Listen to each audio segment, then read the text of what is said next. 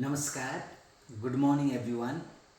सूर्योदयसँगै नयाँ सङ्कल्पमा आज म संस्कार र शिक्षाको बारेमा यहाँहरू समक्ष कुरा गर्न गइरहेको छु। हामीले हाम्रा बालबच्चाहरूलाई, आफ्ना बच्चाहरूलाई आजैबाट एउटा सङ्कल्प गरौँ कि मेरो बच्चालाई असल शिक्षा र असल संस्कार दिन्छु भन्ने कुराको सङ्कल्प गरौँ। म हरेक समयमा भन्ने गर्छु, हाम्रा बच्चाहरूलाई हामीले दुईवटा कुराहरू मात्र राम्रो गरिदियौँ भने उसका लागि पूर्ण हुन्छ भन्ने लाग्छ। त्यो भनेको एउटा असल संस्कार र गुणस्तरीय शिक्षा।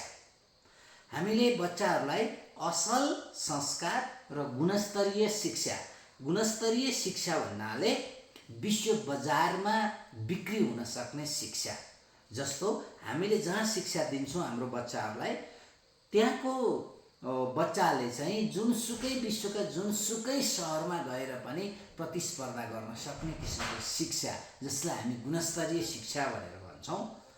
यसकारण बच्चालाई असल संस्कार र गुणस्तरीय शिक्षा दियौँ भने त्यो बच्चा भोलि यति राम्रो भएर उत्पादित हुन्छ। अहिले हामीले असल शिक्षा र संस्कार नदिने अनि हामीले चाहिँ बच्चाको लागि भनेर धन सम्पत्ति जोडिदियौँ भने भोलि त्यो बच्चाले राम्रो गरी आफूलाई चाहिँ अगाडि बढाउन सकेन भने त्यो बुवा आमाले कमाइदिएको धन सम्पत्ति सबै नष्ट गरेर आफू पनि एउटा भ्रष्ट अवस्थामा पुग्छ। तर अहिलेदेखि सानैदेखि हामीले हाम्रो बालबच्चालाई असल संस्कार र शिक्षा दियौँ भने उसले भोलि त्यो त्यसका माध्यमबाट आफूलाई पनि बदल्छ, समाजलाई बदल्छ, परिवारलाई बदल्छ, देश दुनियाँलाई बदल्छ र आफू पनि पालिन्छ र आफ्नो परिवारलाई पनि पाल्छ।